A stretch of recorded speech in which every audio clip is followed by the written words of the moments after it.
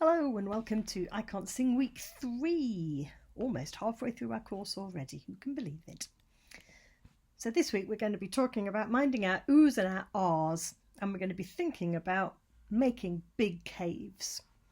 So when I'm talking about oohs and ahs, I'm talking about vowels. Vowels is where the sound actually happens when we sing, so they're really important. Before we get to it, a quick reminder about the small print. Don't do anything that's going to hurt or make an existing injury worse. We can't guarantee you're going to be Beyonce or other artists are available, etc. Okay, so a bit of physics.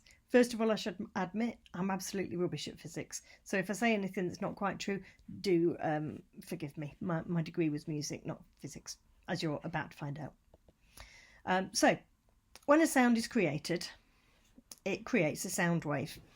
And how big that sound is all down to how big those sound waves are. And the frequency makes it high or low. That's the physics bit, kind of. So when we sing, the power source, as you can see from this, is our lungs. And then the source is our vocal cords. So the power is put through our vocal cords. It is what makes them vibrate. And then that sound is filtered out through our mouths. So the first place that sound moves is inside our oral cavity, inside our mouths, which looks a little bit like this. That tongue looks a bit big to me, but there we go. So you can see the vocal folds there on the bottom left. That's where the sound starts, and then that sound goes straight into our mouth. So what we want to do is create as big a space as possible for that sound to be in before it comes out of our mouth and we lose control over it. So we want to make that oral cavity as big as we possibly can. So there's a couple of things that we do. The first of those is that we will try to drop, here's our jaw. Rather than thinking about your jaw pivoting so that this bit comes down, we're going to think about dropping it from just around here, or it's more like kind of here, isn't it? Really depends on the shape of your jaw. But we want that little bit at the back of your jaw to drop down if you can, rather than letting it go down forwards like a pivot. The second thing we want to do is make this oral cavity as big as we can. So you've got two surfaces here. You've got your hard palate behind your teeth, that's all bony, and then you've got your soft palate at the back here. And what we want to do is make a cave in this area over here. So we want to lift that soft palate as much as we can, and we want our tongue to stay as far out of the way as we can, because that can also block the sound from coming out. So when you open that cave with your soft palate, it feels a little bit like you're about to yawn, which always makes me yawn. It's doing it now. I'm a bit of a yawner. I'm sorry if that's made you yawn too. So we want to create a sound where that is as open as possible, and our jaw is dropping down and our tongue is out of the way. So there's a big space for that sound to move around in. That's going to get us the best possible sound from what our vocal cords are creating. So what we did first was a warm-up exercise where we tried out different vowel sounds. Now, English doesn't really help us here, because when you say the English vowels, you'll hear that they have two sounds, and the second sound on them is really closed in. It's called a diphthong. So A ends in a Y, and you have to close your mouth to get that A. E ends with your tongue forward and your mouth closed. I, similarly, O has a little W, and U also has a W. And oo particularly is really closed down in the way that we say it in English. So when we start to sing, we think about Italian vowels instead. Now, there's a reason for this, and that's that, as I've just said, the English vowels tend to close our mouths down. We want our mouths to be as open as possible. And the vowel being the place where the sound actually happens, it's really important. It will also be really helpful later on when we're thinking about high notes and low notes and long notes. And just making a really nice warm sound on any note depends on that vowel shape once you've got the space open inside.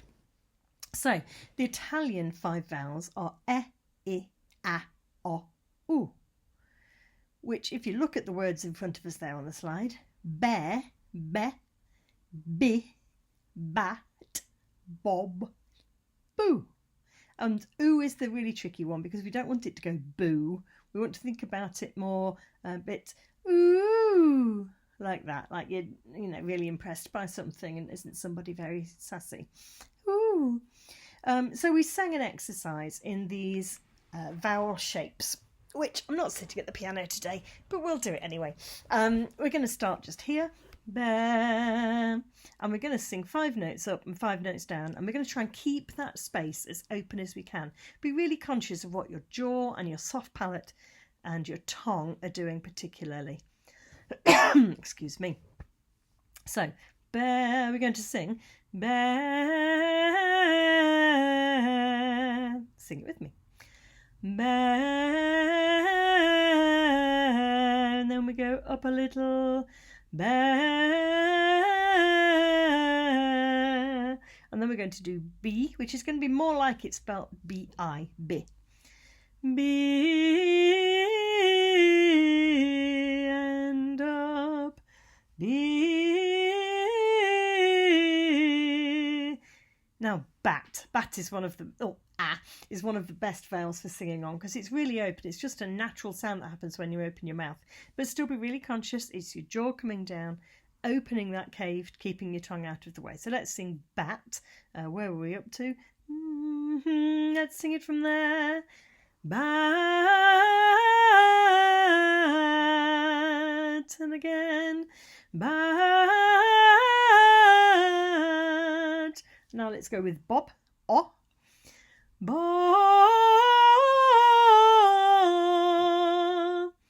ba, and finally boo. And remember, we're going to make it more of an ooh, boo, boo, boo. Now you might find that ooh is a bit more difficult. And that's partly because it's a bit strange trying to sing it like with the ooh, but also because ooh is a really difficult vowel to sing at the top of our voices. If we go back and sing that same one but with it's a whole lot easier. And that's what I mean about using the vowels in different places in a voice, the highs and the lows, which we'll look at in another week.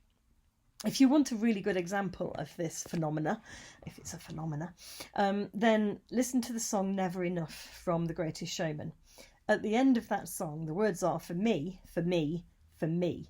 But because it's on a D flat, which is not a high note, but it's a reasonable note for some of us with the lower voices to hold. And she has to hold it for a while. You hear her change that vowel shape from me to meh. So she'll sing, for me, for me, for me. And once you've heard that, you can't unhear it. She really clearly uses an sound instead of an E, which we call a vowel modification. And I absolutely teach those when I'm going through songs with students because they're really useful. They're just not normally so obvious as that. So it's a really good example to use.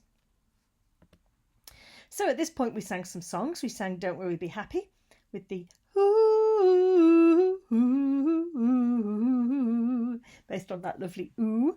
So you can go away and sing that one now if you'd like to.